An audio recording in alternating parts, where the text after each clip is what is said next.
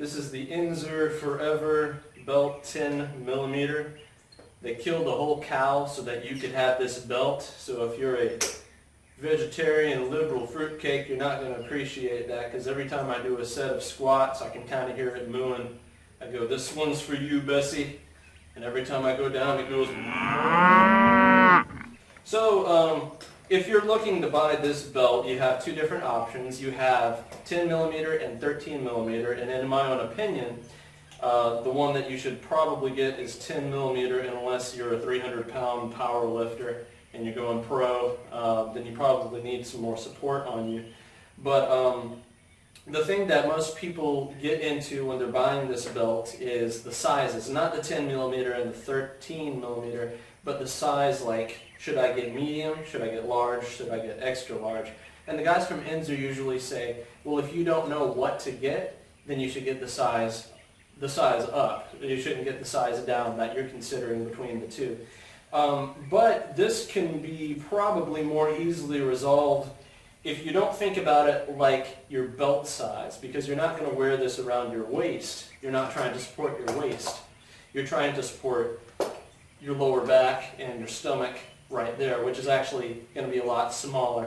And the other things that you need to consider are you going to be gaining weight? Are you going to be losing weight? What are your goals? And you need to plan accordingly like that. Now, I did get the size up, and I've only got one more notch to go down because I decided to lose some belly fat on me.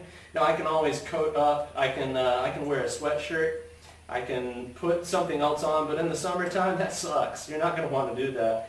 And another thing that I could probably do is I could drill more holes off to the side. I have to measure, and it probably wouldn't look as good. It wouldn't look as fine. Or I could take it to somebody who could do that. Maybe it would be better than buying a whole new belt just because I got the wrong size.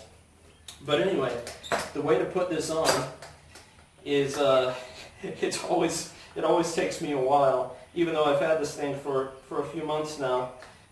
Okay, so when putting it on, the 4 prongs here hook inside the 4 holes. We turn it around. See, so I had to get it to just a point, just a level of tightness where when I crank it, it tightens. Now, the advantage of having a leather belt as opposed to a buckle and a prong is I'm ready to go right now. I'm ready to squat. I don't have to pull hard, prong it in, attach, and all that. I've already got it ready to go. And when I'm done with my set, pull it out, I can breathe. Which is great because now I can just wear the belt instead of taking it on, putting it on, taking it off, putting it on, taking it off. So that's one of the big advantages of having the Inzer Forever leather belt. Now, another thing about this belt too is I've noticed only when I'm deadlifting, not when I'm squatting. I'm deadlifting and this thing will dig into my side, and I've seen an online community talk about that, about it digging into the side and causing either bruising or rashing. And I'm not sure why this is. It's either because I'm fat, or it's because I've got bad form, or maybe the belt is just really thick and digging into my side needs to be broken in. Does a good deal of pinching on the side.